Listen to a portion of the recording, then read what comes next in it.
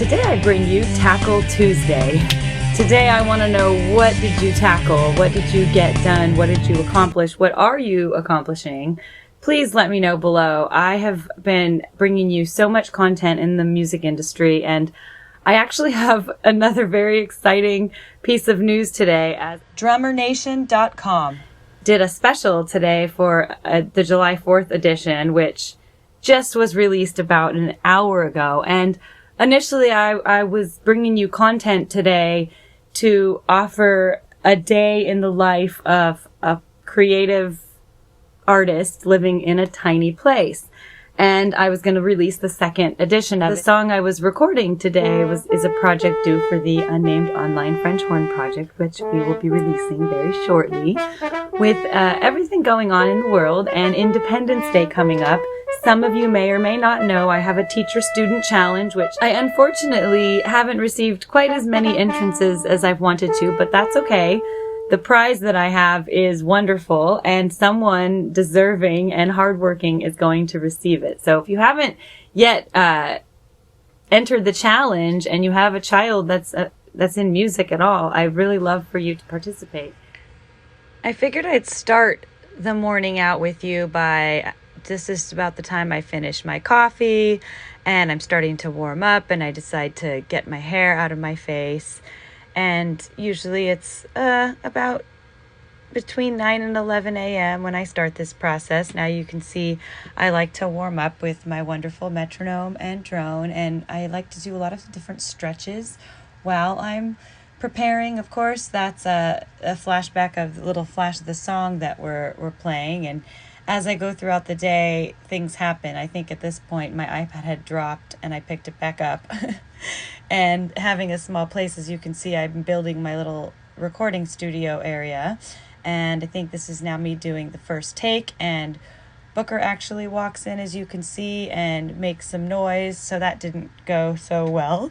This was, I think, my second take, and then I got pretty hungry, so I think I ate a snack, and as I'm going to do my next take again, you have to take a break in between, so I think at this point I actually started listening back to what I had, and then I got myself some lunch because I was really hungry, and it was delicious, vegetables and chicken that my boyfriend thankfully made for me. And then after that I got to checking out an amazing interview that I'm about to share with you all right now. So let's feature some drums. And of course brass, because you can't feature just one, and rhythm is everything. During the U.S. quarantine of 2020, Sean Kennedy revisited the popular 1700s rudimental snare drum solo, The Downfall of Paris. After discovering a little-known fife part, Sean penned an arrangement for percussion section with brass quintet. Friends Clayton, Cameron, and Bernie Dresel were enlisted as additional snare drummers. Over a 2-week period, the musicians began submitting their audio and video performances to Sean, who had them edited into a unique performance. Episode of Drummer Nation, and this is a very special episode because, first of all, we're celebrating the 4th of July, and secondly, I have 3 wonderful guests instead of just one. So they are, top left, Bernie Dresel, living in Los Angeles. Bottom left, Sean Kennedy. And where are you, Sean? Oh, Philadelphia. That's fine. Philadelphia. Bottom right, Clayton Cameron, and you're in LA too, right? Yep. In fact, Clayton's at the beach as we speak. I'm at the beach. He is not. Manhattan Beach. It's an imaginary beach, but it's an imaginary world we're in. So we're all hunkered down in this COVID isolation time, and musicians are finding creative ways to work with one another. Sean put this package together with the idea of people in different areas performing The Downfall of Paris. And there's more to the story, but did this start out as a COVID project, Sean, or did you have it in mind prior? No, there's a couple dots that have to be connected, I guess, to get to here, to the COVID project. Please. Yeah. Well, all of us, if we've studied rudimental drumming, have come across The Downfall of Paris. So it's been in my vocabulary for decades. It's one of the standards of rudimental drumming. And I've been playing with a brass group out here in Philly called the Hickory Brass. And they're a wonderful group, but as a drummer, I'm usually in the back doing some oompa stuff and accompaniment. and the director was really open to people contributing arrangements. So I was listening to an old CD by Frederick Fennell. I think it was called Spirit of 76, Flourishes and Ruffles.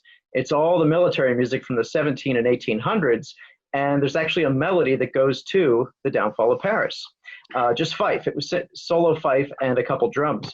So I took the fife melody, added some harmony and counter melodies and rhythms and things like that. And we tried it with the brass group out here. And it was a feature for me. I could bring the snare drum out front. And it was a little different than the regular brass quintet thing. And it caught on. And when COVID hit, I was trying to think of creative projects to do with friends from all across the country. And this one seemed to work perfectly because a lot of the drummers would have known it. It was different for the brass. And that's kind of the genesis of this project. I've read that the Downfall of Paris is ancient, and it's the most commonly known and commonly played snare drum solo, rudimental snare drum solo of all time. So is it fair to say we all grew up playing that as kids? I have a little side story on that. I was seventh grade beginner's band, showed up, didn't know how to hold the sticks, and my band director was something of a drummer, so I studied with him. And by December or so, he had me working on the Downfall of Paris, which was pretty, pretty ambitious at the time, but I was having such a hard time with it that I still have a mimeograph, purple mimeograph sheet to give away my age, where it says the Downfall of Paris, and he crossed out Paris and wrote Vosbein on the top. Who's the composer of that again? I don't think. Who's the composer of Downfall of Paris? I don't know. It's like late 1700s, and it was just a traditional tune. They think it came from a military regiment over in England, and that's kind of where it originated. Mm-hmm. Of all the ones I learned as a kid, the Connecticut General and Three Camps and all that, this is the only one I truly remember. So it was great to hear what you did. How did you discover the fife part? Because I never knew there was a melody to it. Yeah, it was two different things. I had first seen the fife part. I was at this old drum shop. I don't know if you guys heard of the Keswick Theater. It's kind of near me. It's a pretty famous theater around here.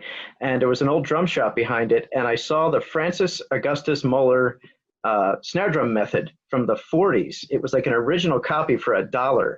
And I bought it, and it had all the classic solos in it. And in the drum book, the fife part was in there. And that's where I first saw it. I started, pecking it out on my xylophone at home. And then when I heard Fennell's version of it, everything came together. And the thing that really got to me was how funky it was for the 1700s. Like, I can't imagine what it must have sounded like back then with those upbeats and all that. It must have been super funky in the 1700s. I think Tower of Power got a lot of their stuff from that, actually. Oh, I think you're right. Garibaldi. Yeah. It's funny you say that, because I always thought that the flammature was a funky rudiment, Yeah. Just the flammature itself. It is. Yeah. Made it sound funky to me. Clayton, you grew up playing this too? Yeah, I mean, anytime you did anything in the NARD book, that's, it had all that stuff. And what you're speaking to, those things that sound funky usually have some sort of dotted notes in them. So, like, 1 and 2, like that 4/3 thing. And so anytime you start putting those things together, that's why they sound funky, because, 3 is a funky thing. It is a funky thing. And Bernie, you grew up playing this as well? I did so much rudimental drumming when I was a kid. I mean, I started lessons at 4.5, but I remember I would call it NARD, Nard. Yeah, Nard, right. Nard to me. I called it that too. And Nard was actually, we bought a dog, a Schnauzer, and his last name was Nard that we bought the dog from. So I thought that was cool. Maximilian Prince Nard was our dog. Was he a rudimental dog? Well, he was a funky dog. I guess so. And then the other book, the one that Philly Joe liked was Wilcoxon. Oh, yeah. So, so between, the real straight one and then the Wilcoxon, you got a whole lot of combinations in there that are really nice. Yep. I was talking to Jim Rupp in Columbus, Columbus Pro Percussion, I think it is, the owner there, a couple of weeks ago, and he said, yeah, now that we're all at home, we're all pulling out our rudimental books, and he mentioned the Wilcoxon book. You can open up at any page and see how far you can go before you make a mistake, because it's great reading material, and it's pretty accessible, and it's still, I don't think it's in print. I was looking for it, and I had to find where I had lent it to us and get it back. What's not in print? The Charlie Wilcoxon book? No, it's still in print. I thought so, but I couldn't see it. Yeah, no, it's still. Yeah, it's there. Maybe it's in 'Cause I have my PDF student's now. book here. Yeah, right. It's one of those books I bought 3 or 4 times, and every Right. time it's a little more expensive, you know. The shaping book, stick control book, you know, Oh, yeah. Yeah, stick syncopation. control. The classics. You always leave them with a student or something, and they're gone, and you end Yeah. up buying them again and again. Or Yep. if they change page numbers, people get mad. Like, Oh, yeah. I know. It's you know, like, confusing. wait, that was page 4 before, not That's 3. right. Syncopation, page 37. Yeah, don't change the page numbers. And how many people really got past page 1 on stick control? You can spend the rest of your life on that page. Yeah, right. we all did. You know, point taken. I know we all did, but No, I was going to say, Steve Gadd posted not too long ago, a picture of his stick control book and commented on how important it was. yeah. These are Bibles to drummers. If you're a young Yep. man or a woman looking at this, check out these books. So, Sean, you decided to have 3 drummers play the snare drum part? Actually, 4 of us are playing snare drum. Bernie, Clayton, myself, and a friend of mine who's the associate principal percussionist at the Shanghai Phil. He's playing snare with us.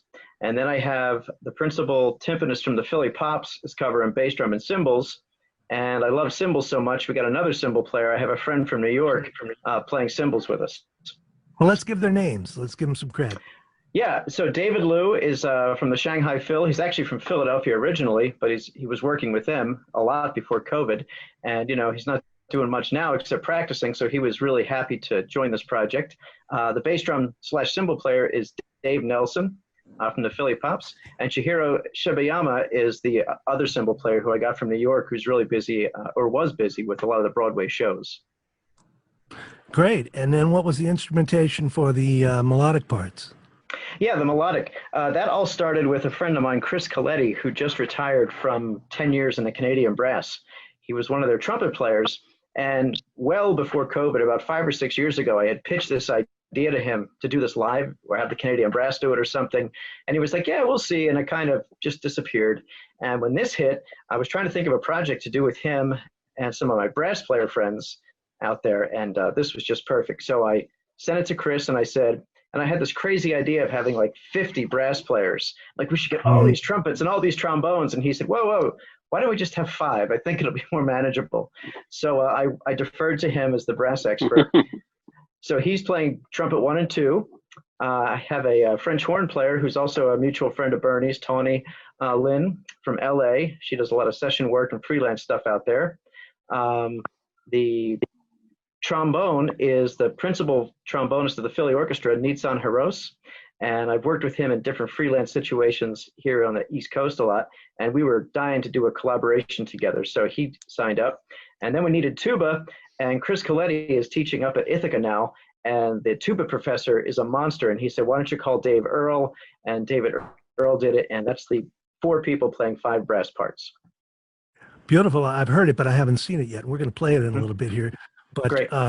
This is done during COVID, so you didn't. Unfortunately, I think I've been assured by the technical wizards that we're a long way away from being able to jam together because of latency issues. Yeah. As long as there's the speed of light and speed of sound involved, So you did it the way a lot of people are doing things now, where you do tracks all over the place and then somebody puts it together. Is that right? That's correct. Yeah.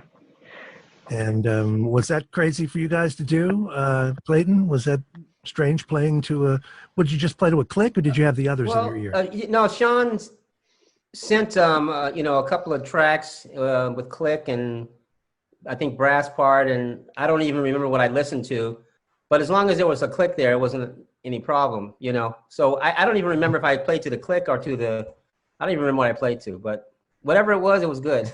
Bernie, I remember it was quite a highlight in my life. I remember this like it was yesterday. There's not a lot of highlights in life now, right? You got to make them. Okay, so we didn't have just click, because if it would be just click, everyone's interpretation of where the real center is could be off. So right. Sean played first a snare drum part. So even though we have click and then Sean, so now Sean's the law.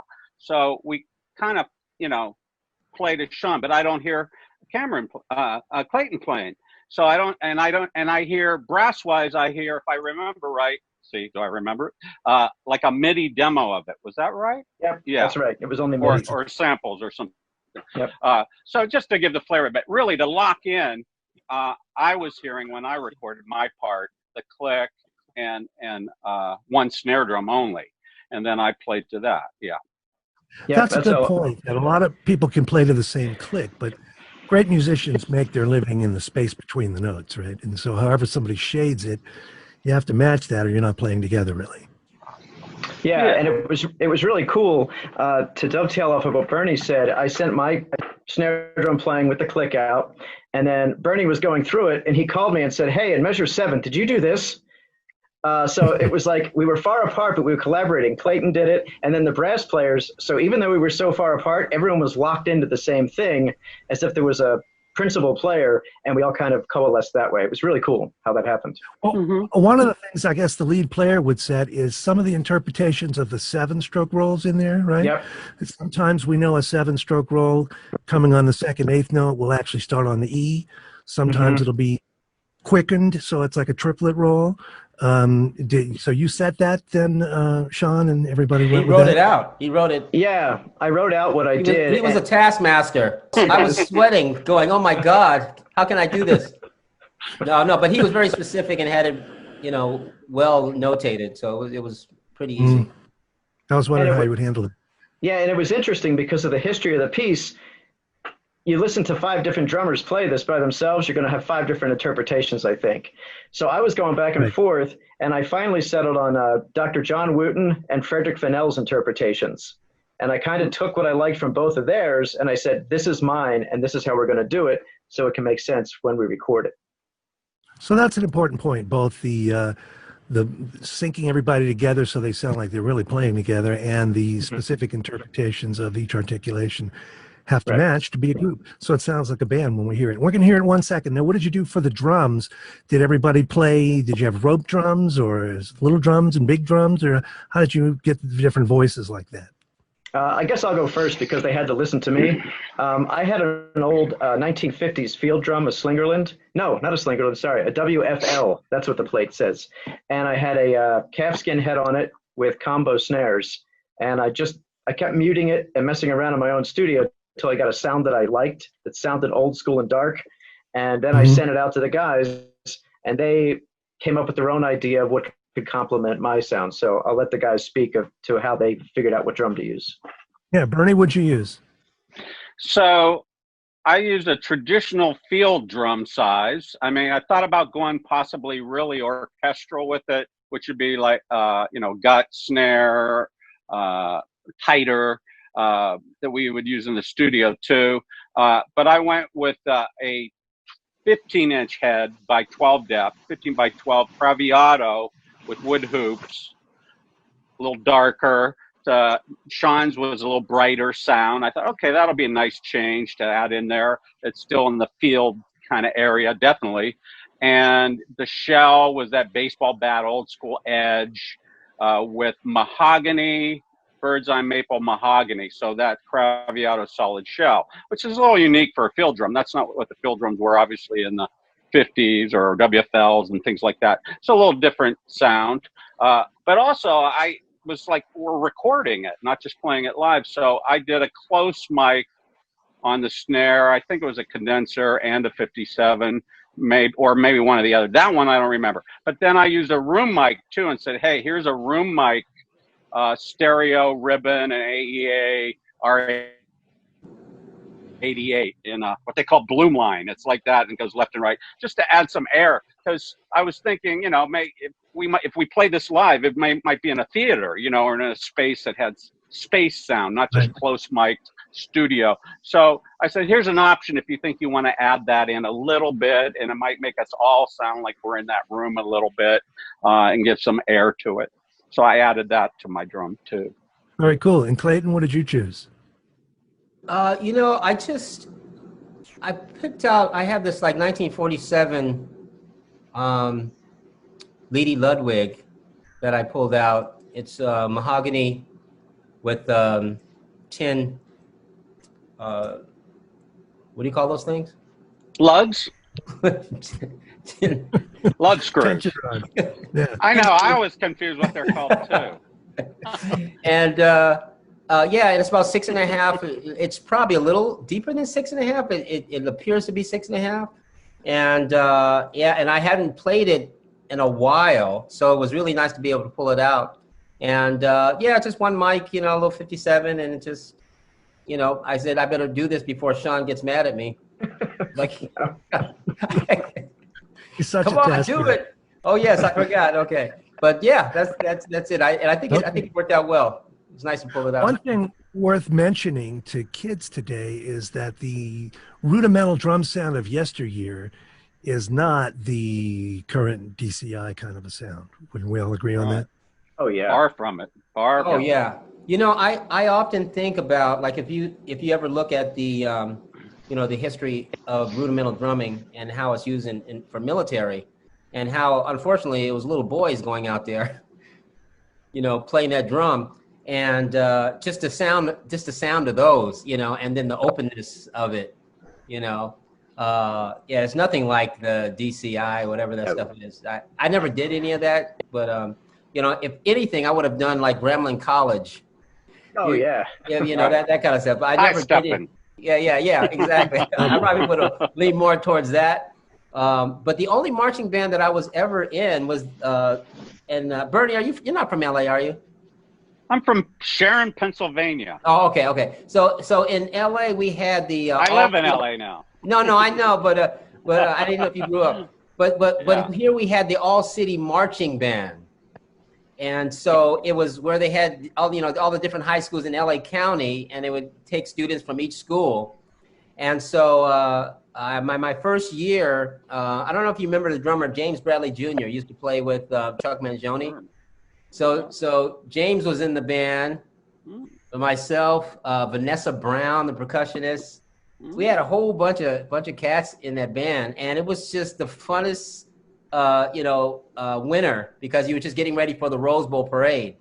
And so the second year that I was there, I wrote one of the cadences. Wow. And so it's straight out of like kind of a Wilcoxon, you know, combination, a Nard book, that sort of thing. And the thrill of my life at that time was like hearing it on television. You know, wow. You know, it's like the whole, and they played it for about 3 years at least after I graduated. So that was kind of cool. But that was the only marching drum stuff that I did. But I always appreciated, you know, like listening to Philly Joe Jones, because he used a lot of rudiments in his playing, you know, that sort of thing. So, and the Wilcoxon books. So the rudiments are, you know, just, you know, there are scales, if you will, you know. Yep.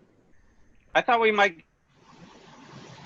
your track with brushes on it, may possible. Aren't you not? You know, it's funny you say that. When I was a kid, one of the first clinics I saw was Butch Miles back when he was with Basie, and he came out and he played 3 camps or something like that with brushes, just to show that that's one thing you can do with brushes. Clayton does a lot more than that. Yeah. You know, when I was touring, I only toured one. I toured 1 year with the Basie band and did 1 record with them, and they pulled out Cute. And so that was really, really fun, you know, just to do brushes with a big band like that. Yeah. For people who don't know, that's a drum feature. Oftentimes, it's a melody with open space. Ba da da da da da. Drums, drums, drums. Ba da da da da da. And it goes through the song like that. It's an often played drum feature. So yeah, and tap dance feature too. Yeah. Yeah. Right. Yeah. Did you ever tap dance? Well, he No, did. I only worked with them, but I never tapped myself. That's what I meant. For 2 years. Did you really? When I was 10 and 11. Yeah. Wow. Me and another friend, and then he quit 1 year, and then I was with a bunch of gals. And when you're 11 years old, that's too heavy. Yeah. I know, like, you weren't a dancer per se, but you learned Sammy Davis and guys like that hit you to some stuff, didn't they? Well, yeah. I mean, when I was working with Sammy Davis, there was a 2 weeks of shows that really changed my life, and that was listening to, first of all, Sammy play, just fool around with Jerry Lewis. Sammy would really tap, and then Jerry would just kind of fool around, do the Nutty Professor kind of tap. And then, you know, Sammy would incredulously say, you know, Jerry, what are you doing? You know, that's not tap dancing. You know, Jerry's like, what? No, it's tap dancing, you know. Yeah, right. You know, and so then Sammy would gesture to the wings, and then out would come Bunny Briggs, Sandman Sims, and Arthur Duncan. And so we did this show for 2 weeks. And so for 2 weeks, I watched them come out and, you know, each do their thing. And then in the second week, Gregory Hines surprised Sammy, and he came out a couple of nights. And so watching those guys really changed my life, because then that's when I started trying to emulate what they were doing, because it was so profound. And it took me about 4 years to figure it out, but you know, it was very interesting. It really changed my perspective. Are you guys hip to the Joe Jones album called The Drums? Oh yeah, oh yeah. Yeah, like the audience out there, go check it. It's probably, you can listen to it on YouTube, where he goes through all the different tap dancers, how drummers got our stuff from tap dancers first, Bill Bojangles or what, different names. He'll go through. Now he would do this, and then Joe Jones does. It's a pretty entertaining record. And yeah, no, Joe. No, absolutely. That's a great one. And it's also, if you listen to, let me see, that's the Joe Jones one. But Warren Baby Dodds has one too, where he talks about playing for the dancers, you know, and then coming up with the shimmy beat, which was the predecessor to the swing beat that Joe Jones would do or make popular on the hi-hat. So it always came back to really like the dancers early on. It was always about dancing. And everyone should check out Clayton's, was that a TEDx talk, a regular TED talk where you went through all your tap dance evolution? What was that called? Well, yeah, the very thing that I was talking about, that show, I do in a TED talk, and I think it's called A Brief History of Rhythm in America. Yeah, it's incredible. Everyone should check that out. I'll second that. Wonderful, wonderful. Okay, let's play a little of this. If I can, if the gods are with me, I'll get this pulled up. And we're pre-recording this, so when it posts, I'll try to put the video up. I haven't seen the video yet, though. I haven't seen it either. It should be ready. Yeah.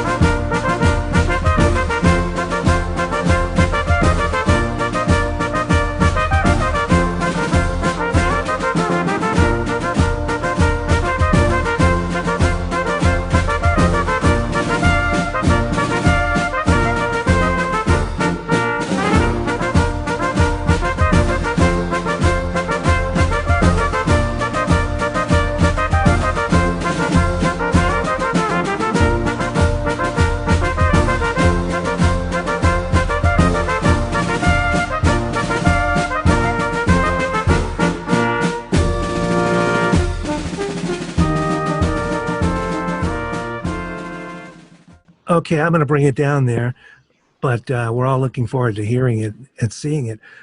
You know, when I hear that kind of music, I think patriotism. Was that it's not specifically American, or is it? We don't know, right? Well, they said it came from England, but I did read somewhere that Benjamin Franklin changed the words during the American Revolution and made it a kind of a fight rally song for the Continental soldiers. The words? There are words? Yeah, I don't have them. I saw them on a website somewhere. I'll try to send them to you. It was he wrote them in French, and it's like "We will succeed" or something. It was along those lines. I forget what he called it. Maybe we can get Michael to sing it. Michael's not on that's this. right. He could sing it. Perfect. Yeah, we could make people pay to turn it off, right? You can hear it for free, but you got to pay to stop. Did you have in mind tying this into the 4th of July or not? Or I just thought that would be a great tie-in. It kind of happened organically because of when the project started, and the video crew, when they said they could get the videos done, so it kind of is leading itself to be a 4th of July thing. Yeah, it's just accidental. Okay.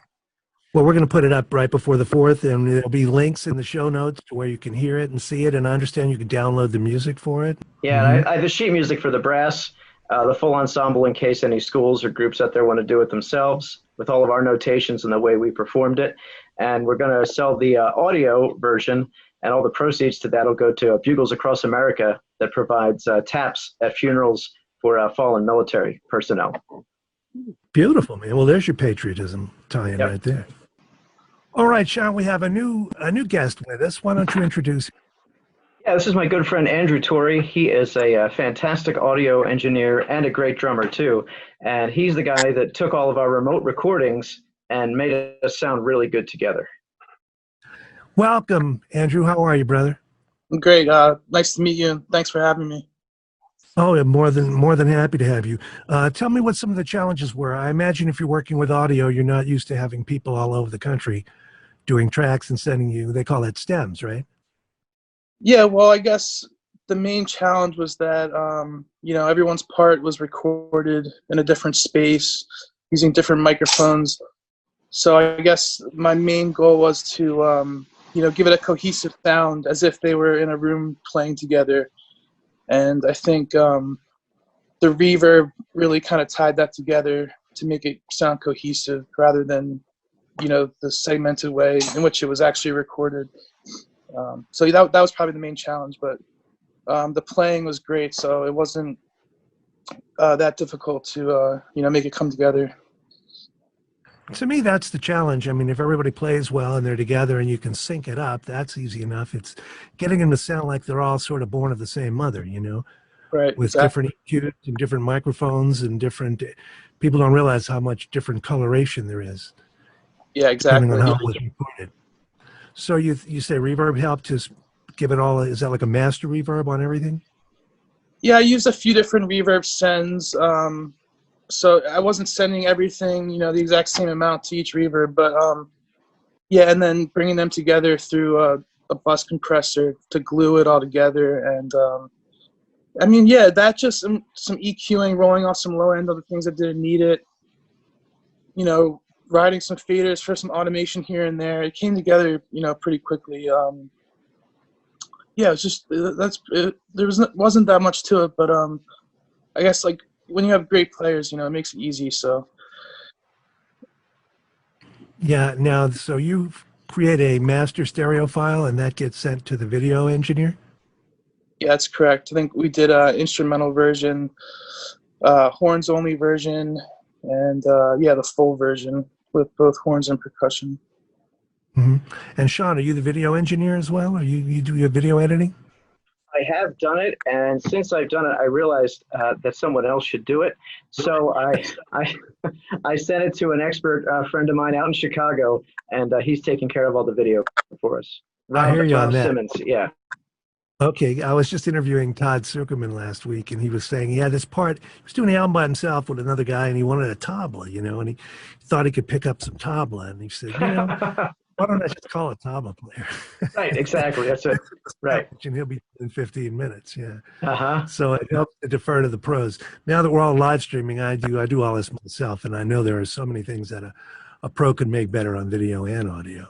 Right. That's why I went to these guys. Andrew's just a wizard, because everyone sent me the raw tracks, and I heard them. Some sounded musically, they were all 100% A+, but audio wise, I'm like, I don't know how this is going to work. And then within an hour or two, he sent me back the new person in the mix, and I was just like floored at what he did. So he must have a magic wand over his mixer or something. I don't know. Is that an Andrew? You got a magic wand? No, I was being too kind.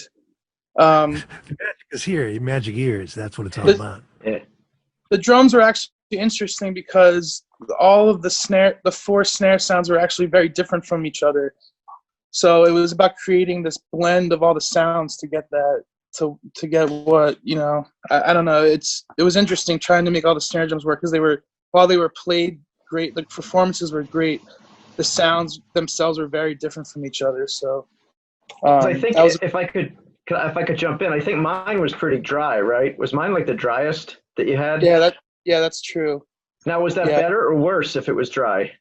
I mean, that was great since you're the featured player on this. That was great because I was able to put you right up the center and make it the point. And then Bernie's was also fairly dry, but I think the other ones had a little more room sound, which I was able to blend in on the sides and helped create that atmosphere and that blend between. To me, it's better than if everybody had played it on the same drum. Sure, yeah. You have those different timbres to work with and pull together as an ensemble. Absolutely, yeah. It helps. So It helps your drummer, Sorry, go ahead. You're a drummer. Were you familiar with the Downfall of Paris? Not particularly, but I'm sure I've heard it before. Sean was actually my percussion teacher growing up, so I'm sure I've heard it, through one of my lessons with him at some point. Okay. Well, you did a great job from what I hear. I can't wait to see it with video. I'm sure you're waiting to see that as well. Thank you. I appreciate that. Okay, well, that's just an add-in, so we get a word from the engineer on this because it's such an interesting project. I sure appreciate you doing the show, Andrew. So thank you, gentlemen, for being here, and everybody stay safe during this whole pandemic. We'll all come out the other side, and they'll probably let Clayton off the beach eventually. Huh? Good to see Okay, you thanks, guys. Michael. Thanks, guys. All right. Talk to you soon. Thank you. Bye-bye.